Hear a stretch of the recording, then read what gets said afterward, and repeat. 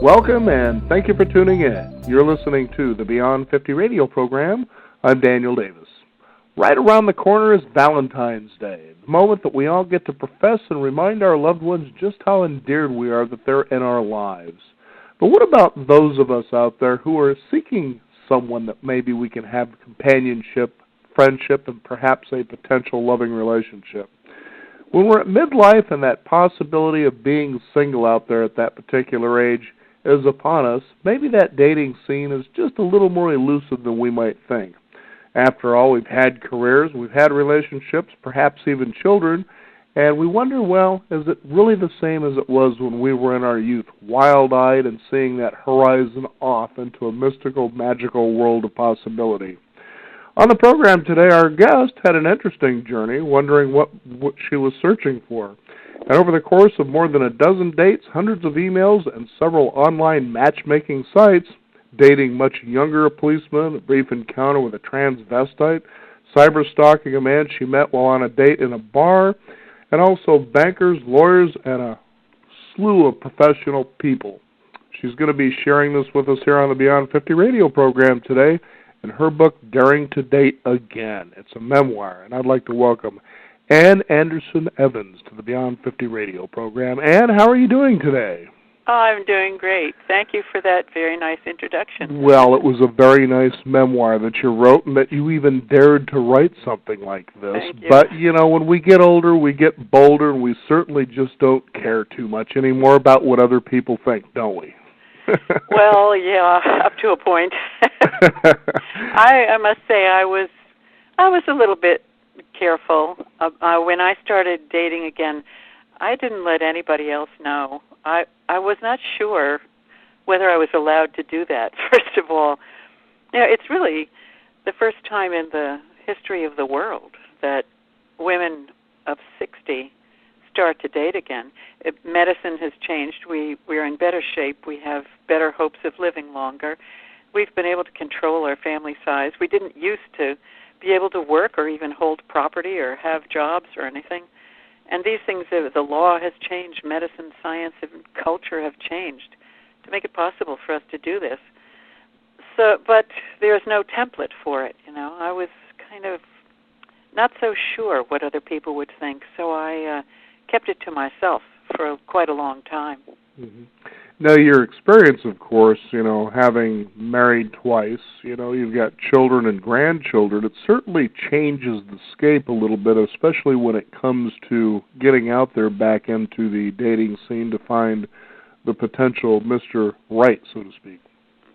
No, I wasn't even sure I was looking for a Mr. Right. The book is dedicated to Prince Charming, and my husband says, "Is that me?" I certainly hope so.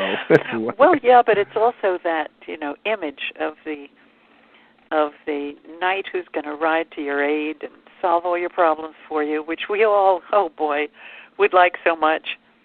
But you do get a little disillusioned about that after a while. Now, just to kind of put things in perspective, you went into a long period of celibacy. And, you know, I remember, you know, as there was a time where I actually got tired of dating after my first marriage. Right. I thought, you know, I was dating for a while and it seemed fun, but after a while I thought, you know what I'm going to do? Stop. You know, spend time for myself. And certainly as a male, it wasn't an easy thing to maybe go sexless for a while, but as you get over that first 6 to 8 months, it seems a little easier. But yours was for quite a while, though. You pay a price for sex. Mm-hmm.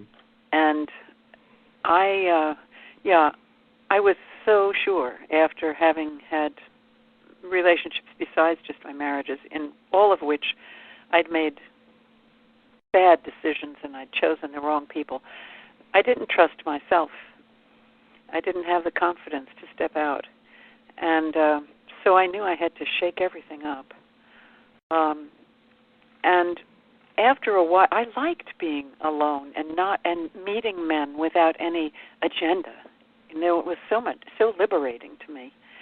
And you could watch a stupid television show without somebody saying, "Why are you watching that stupid television show?" Right. You could come and go and eat and sleep as you wished within the the possibilities outside of your job, and that was wonderfully liberating. It was a lot to give up, but nature does take over after a while, and it changes not only your body but also your mind. I was having crushes on very unlikely people and thinking, what on earth is going on here? I'm going to make another terrible mistake.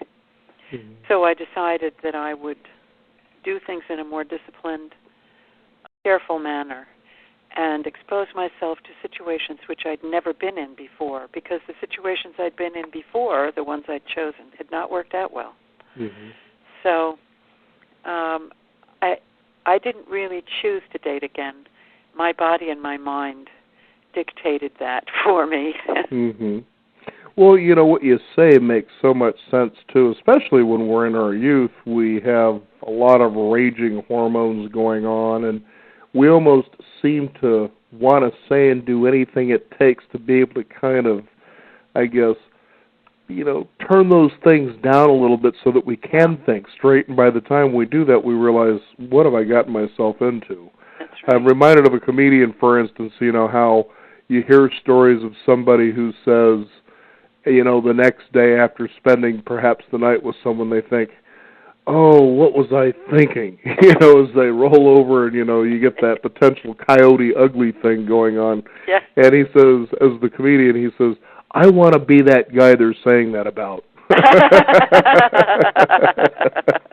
Or even better still, when I was really, Andrew Dice Clay, the comedian, was, some people play hard to get, I play hard to want. And I thought, that's a great way to get out there and start dating, just play in such a way that, why would you want me? If you can get over that, then maybe this will work out.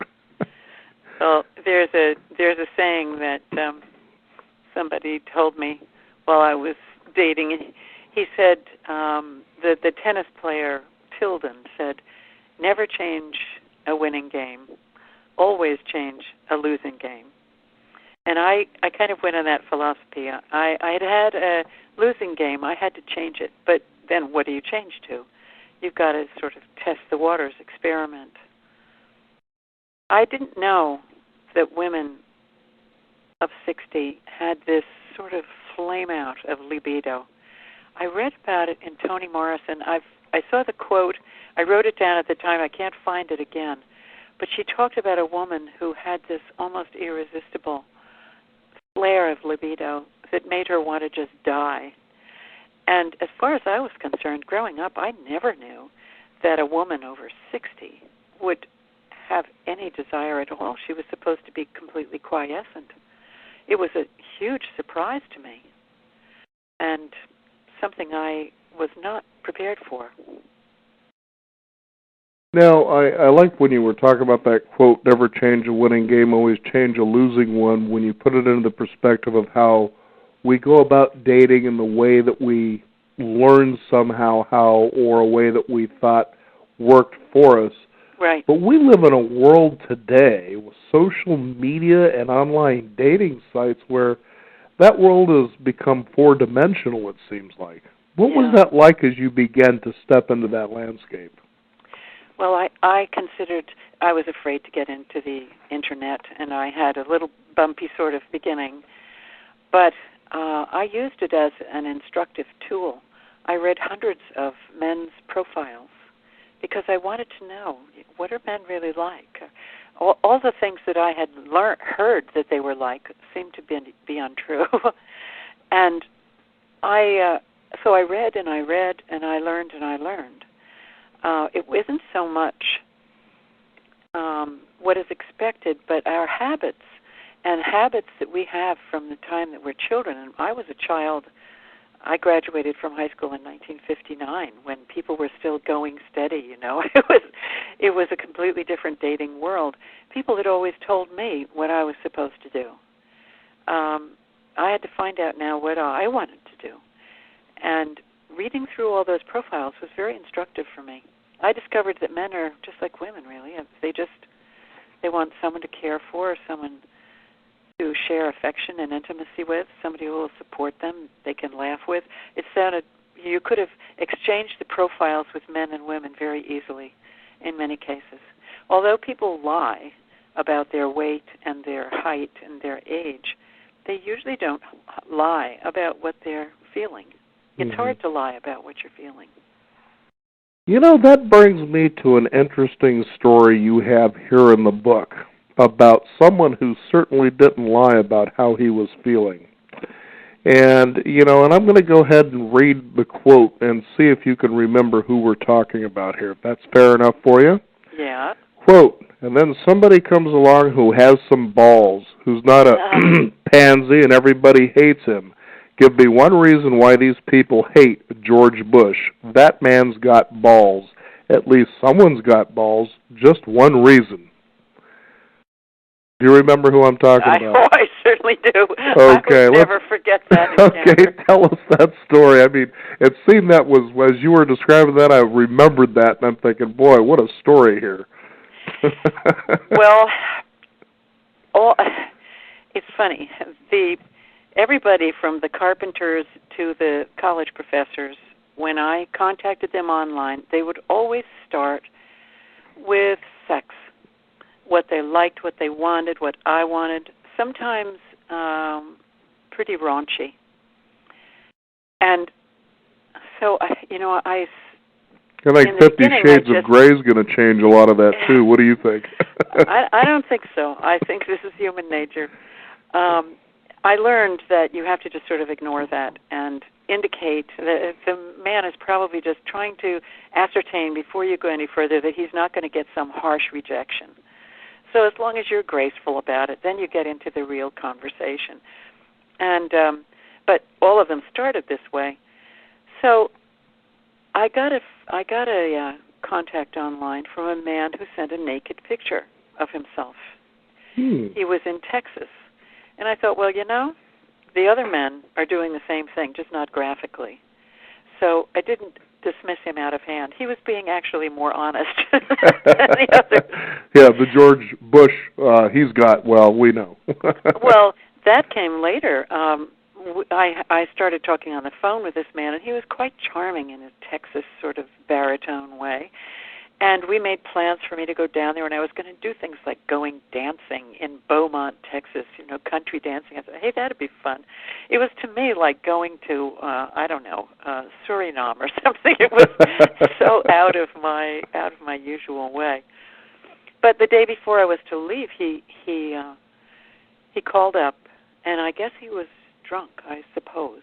I had my airline ticket and everything, and he started ranting about politics, and I knew that we disagreed on politics, and he said, you know what we're going to do, honey?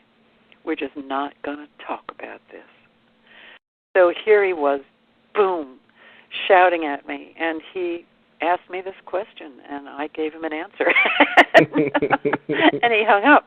And I thought, thank God this happened, because I would have gone to Texas, and I would have gotten myself into real trouble.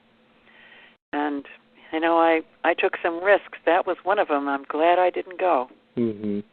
Now, that's the thing, too, though, is to a degree you really are at a potential risk because although you have these profiles and pictures, you really don't know what's on the other side, and you found yourself in situations like that a few different times. Yeah, most of them were. 99.9% of the people that I met, because I didn't meet all of them. You can say anything online. You're protected. You're anonymous. You're, unapproachable. But when you get around to meeting somebody, that's a different story. So almost all of them I met in public places. And some of those encounters turned out to be very sour. So they just ended, and that was it. You just cross it off. Mm-hmm. But traveling to Texas would have been a different story. Mm-hmm. It was foolish of me.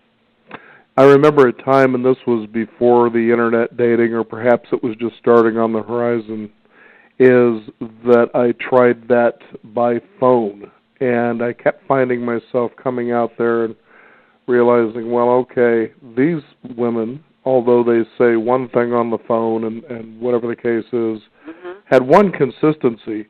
they all had time to be sitting on the phone looking for people, because what I would find were generally single moms. Generally, they were unemployed, and I'm thinking, I've had enough of this nonsense. It didn't take long before I opted out of that, and I said, I'm just going to do things the way that I used to, which is that you're out enjoying your own interests.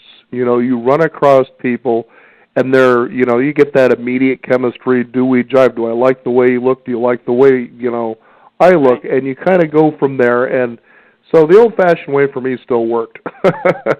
And, of course, I met my wife, my second and final wife, through the course of all that. But, I see the same trouble with online dating, even though you see the person and there's that illusion that you think you might grasp who they are in reality. As you were explaining, they really aren't who they say they are. As you said, they can say and do and be anything. Right. Well, the idea is to get off online as fast as possible to telephone calls and in-person meetings in a safe place, and hope for the best. I must say, speaking from a woman's point of view, I did all the things that the magazines and everything said you're supposed to do. Get out of the house, go to the Y, to do things that you want to do. For me, going to a bar, I would just meet guys who like to go to bars. And I don't like to go to bars, so why would I go there? But writing groups and sports things all were filled with women who were doing the same thing I was, going out to find men. Where are the men? It's very hard to meet them. And this is heaven knows I tried to do that, meet people in person, but over a period of a year or so, I just didn't meet anybody. So the Internet was a great thing. Of course, I would have never met anybody at all in Texas if it weren't for the Internet. What's more, I went to Zimbabwe. Heaven knows I wouldn't have met him, except on the Internet. And that was a wonderful experience. So what would you say overall to the listeners out there through your experience about this approach to dating again and finding at least someone to spend some time with?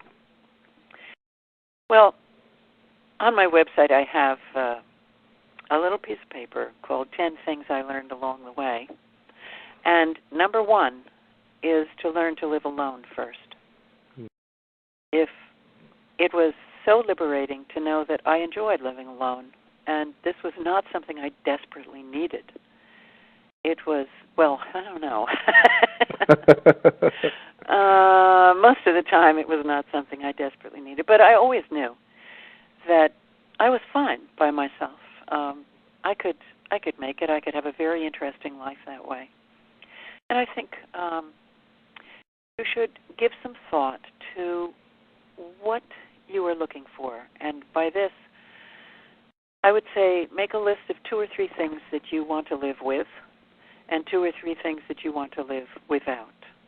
And to me, the 2 things that were absolutely required were that the man be sane and solvent, and that he be kind with a very strong third. So this counts out a lot of people and saves you a lot of time. You can't spend your whole time online. You can't spend your whole time going out looking for somebody to date, so you have to find some efficiencies. And you should monitor your dating investment. You can find yourself spending a whole lot of time and a whole lot of money looking for dates, and you should put a cap on that. But set yourself some parameters. And when I first started dating, I had such a full life. I had joined all kinds of groups and activities, choir, and all that sort of thing. And when someone asked me out the first time, I realized I wasn't going to be free on a weekend for a month. I had to clear something out of my schedule to give myself a hole, an empty space, which is what we all dread, right? Right. You don't want that empty space, but if you don't have the empty space, you're never going to get anything to fill it. So I had to cut out a couple of my activities, even if I didn't have anybody to go out with, so that when it happened, I would be able to do it. I'm on your website now with that the 10 things that I learned along the way, and I think number 3 here was really an interesting one, which is I identified my deal breakers. Right. Now that's an interesting one because a fair amount of time, especially when someone is alone and they really don't want to feel that anymore. It's amazing how much you're willing to compromise what seems to be the values you hold true to. Yeah. You know, what we're willing to surrender. Did you have some circumstances where that happened to you, and then you step back after that and say, wait a minute, I know that I don't want to do that again? Yes. It happened often. Somebody who drank too much. Somebody who just philosophically completely disagreed with me. It's not that I want someone to agree with me all the time, but I don't want someone I would argue with or have to just sit there and hold my tongue with. So there are certain things that I do believe, and if somebody was, I don't want to get into politics and religion and things like this, but whatever it is that you really, after years of life, have come to truly believe, you want someone who is at least tolerant of it. So, yeah, after short conversations with a lot of people, you realize that you just, on these particular one or 2 points, you're never going to come to an agreement. Mm-hmm. Now, one thing you say is that you learn to triage early. Describe what that is. Well, that's the deal breakers thing. Don't, if somebody, for example, if somebody keeps you waiting at a restaurant or something, 45 minutes, let's say, this didn't exactly happen to me, but on your first date, that is a strong flag. So, all right, there might have been a snowstorm or a traffic jam once, but if it happens again, cut it off then. The person is not reliable or considerate. And you don't keep giving people second chances. There's this story of when I met my husband, and he was quite abusive one night, very early in our relationship. You'll find that the 10th thing is that I learned is that without fail, things end the way they begin. 20 years from when you get married, you're still wrestling with the problems you had in your first week. Isn't that interesting? So, figure out which problems you're willing to deal with, which ones you're not willing to deal with, and move on. And having the Internet, you can always move on. There's always somebody else there. You don't think, oh, my God, I'm going to lose this man. I'm never going to find anybody else in my whole life. Mm-hmm. You always have the ability to interact with people, to learn about somebody new, to keep hope alive when you have the Internet there. That's so interesting you say that, Ann, and I'm glad you did, because just last night I was watching on a late-night news program That Very Attitude. Oh. Where they talked about the fact that Internet dating has changed the scape because we all want to find what we believe is that perfect person. And although we may find a potential someone like that through Internet dating, just as you said, we know, well, there could be somebody better out there, so I don't know if I'm going to settle for this. So I think what changes, and I was having this discussion with my wife last night about this, because she was trying to understand what all that meant. And I said, what it means is nobody's really putting their chips in anymore because they realize they don't have to. Mm-hmm. And that changes the potential long-term nurturing relationship that could occur should things really click and really work out when you do find someone. Well, first sign of trouble, I was online looking at this other person already anyway, so I've got one foot in this relationship and another one ready to dash out the door to find somebody who I think is better. And I don't know if that's really a good thing. What are your thoughts on that? Well, you said a couple of things that I have thoughts of. One, by the time you're 60, you should have stopped looking for the perfect person. You just need to know what you can tolerate, what you can't tolerate. And maybe you can tolerate people who arrive 45 minutes late. If you come from South America or Europe or, like Italy or something, you're used to people arriving 45 minutes late. That's something that's no problem for you. So knowing yourself is really what you're talking about here. What can I tolerate? What can't I tolerate? Mm-hmm. And if something happens that you personally cannot tolerate, then you should cut loose. But that leaves the whole rest of the world. I mean, if somebody doesn't like the same movies I go to, that's not a big problem. But if he, I don't know, what would be an awful thing? If he's, all right, so we're talking about being punctual. If he's not punctual, this drives me crazy. Might not drive somebody else crazy.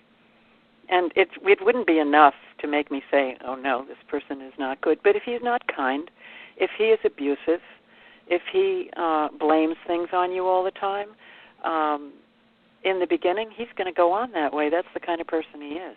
Mm-hmm. And I definitely do not believe that you should jettison people at the first sign of a problem. Just know that's about the triage. Mm-hmm. Which characteristics of a person are really important to you and which are not. And if one of the really important ones comes up, treat it very seriously. Don't say, oh, well, it's just I'm going to change him. We know that doesn't work. Right.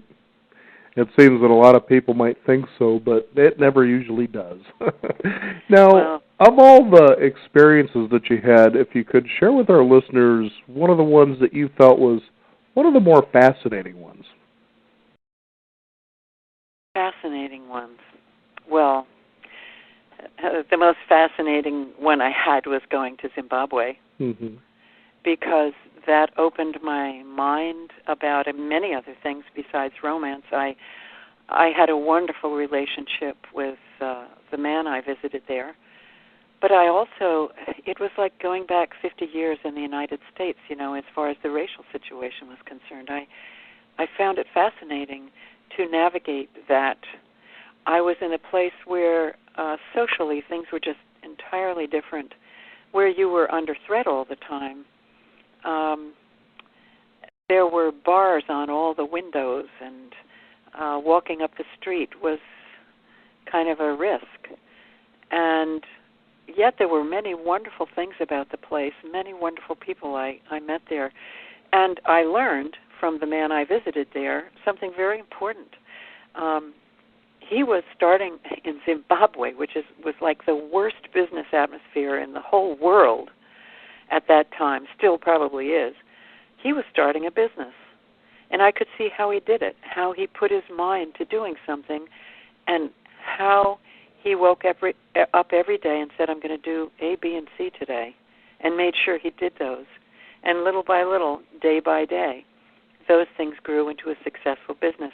And I left Zimbabwe saying to myself, if Guy can be a successful businessman in Zimbabwe, I can be a successful writer in the United States.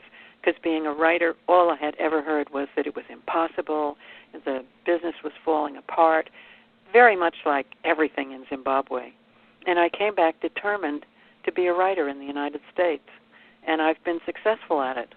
And that trip is what made it kind of tipped the scales for me. Now, what's fascinating, too, is that you had an exploration of Craigslist as well, didn't you? I loved Craigslist. Mm-hmm. Because on Match.com and all these places, you're given a profile to fill out. You're invited to lie about your age and your weight, and you kind of sit down and make up something that fits into the question that they are asking you. On Craigslist, people go there because they have something to say, and they are able to express it, at least up to a certain point. So at least 75% of Craigslist is sheer craziness and pornography. But if you look through it, really thoughtful people who don't want to be put in a box, like has happened in all those other sites, they go to Craigslist. And so you find some beautifully written things. Like the Zimbabwe introduction was made through Craigslist. He just threw up there, Zimbabwe coming to New York. I said, Zimbabwe? I don't know anything about that. And I wrote, and we started having a email conversation. So, you throw out most of them, but they aren't all neutralized the way they are on the dating sites. It's just amazing that that you came through this, and when you wrote your memoir, Daring to Date Again, you kind of really get to see and shape, and even ask yourself some really interesting questions that you might not have thought of before, and I think that is the benefit a person would have from having this book. Yes, and everybody would have different questions and come to different conclusions. When people ask me if this is a self-help book, I just have to laugh. Help yourself, but I can't guarantee the results. It's not. Don't do what I did. Do what you need to do. Mm-hmm. So I don't want to set a template for things that other people should do because other people don't have the same experiences or beliefs as I do. Mm-hmm. So what would you say through all of your experiences here that you gained the most as an insight in your experience? I don't know. I tried to be truthful about the way I viewed the world, the way I viewed other people and myself throughout the book. And when people, like reviewers, write about it, they all find something different. It's really hard to say, but I think I wanted people to have compassion for one another. I realized online people who have no one else to talk to often will go online. For example, people who are in terrible marriages that they feel they can't escape from. There's nothing more lonely than a terrible marriage because you don't want to badmouth your spouse. There's nobody to talk to about it. There's maybe no escape for you, or maybe there is, and you just are afraid to take it. So, or people have sexual desires that if their colleagues at work knew about it, they would probably be ostracized. I mean, I worked in law firms in the 1980s. I was a secretary. And we knew that certain people there were gay. But if it had come out, I mean, we suspected it. It was a subject of gossip, But if it had come out, they would have been fired. And if people knew that they had a certain fetish, even if it was a sort of harmless one like a foot fetish or liking shoes or something, it's something you don't want your colleagues and your family to know about. Mm-hmm. And I was very interested to read about these things online. I thought every time I go down in an elevator, a crowded elevator, I look around and I wonder what the secrets are in this elevator. Mm-hmm. That everybody has a secret life, and we have to have compassion for each other. Mm-hmm. They don't choose to have these feelings. They're just, I don't know where they come from, and usually the people don't know where they come from either. And you have to just give each other a break. And that's different from saying that you're going to have a romance with everybody. Mm-hmm. But generally speaking, have compassion for people. Mm-hmm. I think, too, what really begins to emerge for the people who read this is that what you're saying has so much truth to it, and that online allows us that opportunity to just connect with somebody where we might get to be heard or experienced in a way that in our current lives we just don't feel is being fed. Yeah. And that at times, even though online seems anonymous, in other words, as you said, anybody can throw up a veil of who they are versus who they truly are, right. But the truth really finds a way to squeeze itself out anyway, otherwise they probably wouldn't be there in the first place. Yeah, isn't that funny? Mm-hmm. I've been talking with people recently about the reason why people put online that they're 10 years younger and 20 pounds lighter than they really are. Mm-hmm. Because they, if they get what they want, which is a meeting and maybe even a romance with somebody, but at least a first meeting, it's going to be clear that they haven't told the truth. Right. So why would you do that? And that's something really fascinating to me, and I don't know why, except I think that everybody has a vision of themselves, and I recall at one time I had gained about 30 pounds that I don't know why it happened. I couldn't control it. It just the pounds kept piling on. But I still kept thinking of myself as a slim person. Mm-hmm. And I went into Macy's, I think it was, and I was trying on some clothes. And they have 3 mirrors around you so you can see yourself from all angles.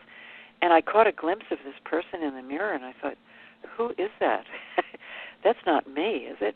And it was me. And I think people want to put that persona online, the person that they want to be, the person that they sort of yearn for. Maybe they lost a little bit. They want to put that out online for themselves as well as for everybody else. It's hard to come to terms with who you really are, right. especially what you really look like or sound like. I remember there was a really fascinating interview with actor Bill Murray, and the host was wondering, how it was that he does what he does so well. Uh-huh. And it was really an enjoyable interview because you didn't see the Bill Murray that people tend to think of as, the quick, witty answers and the funny stuff, but he really seemed to really want to be down to earth and straightforward with his answers. And he answered the question in such a way I thought, that makes so much sense. He says, what I really strive to do the most when I'm acting is to try to be myself. And he says, just think about how hard that really is to be yourself. Yes. And when you share this here in the book, and you talk about how online we put up a persona of who we would like to be, your first question could be, then why don't you become that? What is it that stops you from becoming that image of who you think you are? And what is it about who you are that you're trying to run away from, because that's who you are? It's a pretty interesting conundrum, isn't it? Yes, and they so underestimate what people are looking for. Like, I went through the first third of the book, or the beginning of the book, believing that, all men like younger women. But I would say over half of the people who contacted me online did not want women, were contacting me, who were contacting me were much younger than I was. And I'm thinking, what are they contacting me for? But some people want the stability and the humor and the steadiness of an older woman. And I think men, too. Matt, say you're 50. A lot of people want 50-year-old men. They don't want somebody who's 30. Maybe they don't care if people are overweight. The idea that's been pounded into us that everybody wants a young person with a six-pack is so silly. Mm-hmm. Most people don't care. Mm-hmm. So if you put yourself out there as you are, maybe you think, nobody will like me, but yes, they will. Mm-hmm. Well, there's that, and as you're saying, they just want the enjoyment, I think, of just really, truly genuine companionship, isn't it? Yeah. Mm-hmm. It's so much fun when we bring this particular kind of subject to the program, because I got to a point of getting tired of seeing books come across my desk about, rules of romance, and it goes on, and I'm reading these things going, it's almost as though everybody plagiarized a little bit out of each other's book, and I'm thinking there's so much out of reality here, and then you come along with Daring to Date Again. In fact, we were supposed to do another segment today. Unfortunately, the gentleman had to cancel, but he did sort of the same thing you did, but he did it to an extreme level. He did 500 dates. Oh, my. And I thought, and he was very humorous, but he still came to the same conclusions you did, that all of us are yearning to know that we can authentically be ourselves, and hopefully we can find that someone who will enjoy us just for those reasons. Would you say that you came to sort of that same conclusion? Well, I did, but it's a kind of banal conclusion. I mean, yeah, right, okay. Now what do I do? Right. And so putting yourself into, and that's the daring part, putting yourself into situations which you've not been in before with people who are unlike the people that you're used to being around, you learn what about you is really attractive. Mm-hmm. What about you puts other people off.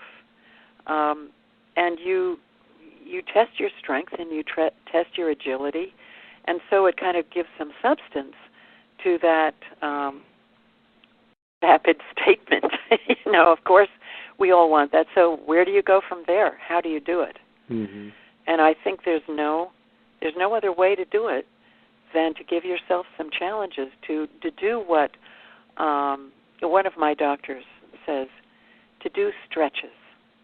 Stretch yourself beyond where you think you should go. And in order to do this, he actually gives people stretches. Like he told me one time, why don't you try this? You go into the 7-Eleven and you go up to the counter and you say, "Could you please tell me where the 7-Eleven is?" Mm-hmm. And see what happens. Or when you're on the subway, start singing a song. Little things that won't get you in trouble, but they're really hard. Do you know, I did not do that. I didn't go into the 7-Eleven and ask where the 7-Eleven was. I couldn't bring myself to humble myself to that extent. Mm-hmm. But that sort of thing is very therapeutic and very instructive. Mm-hmm.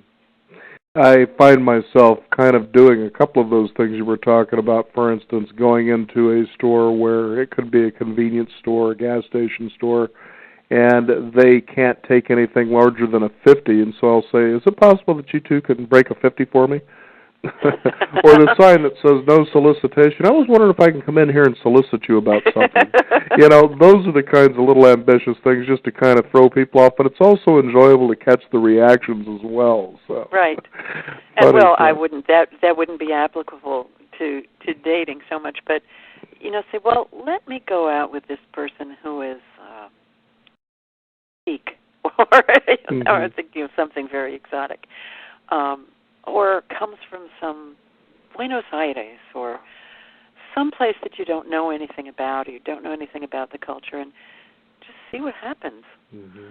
It's not going to hurt you if you're in a safe place, and it won't hurt you to have email or a phone conversation with them, that's for sure. Now, what is a website our listeners can find out more about this and actually find those 10 rules as we were discussing some of them earlier? Also, on the website is a dating workbook, which is kind of prompts for people to think before they jump a little bit. It is, as you might imagine, www.AnnAndersonEvans.com. Very good. Daring to Date is the book again, or Daring to Date Again is the book, and our guest today, Ann Anderson Evans. Thank you so much for sharing your story with us. It's always enlightening. Oh, thank you. It was great for me, too. Thank you very much. And happy Valentine's Day. Oh, yes, indeed. I hope you have something nice planned. Will do. Thank you again. Again, the book is Daring to Date Again, and our guest, Ann Anderson Evans. And you can find out more also by visiting us at Beyond50Radio.com. That is the number 50.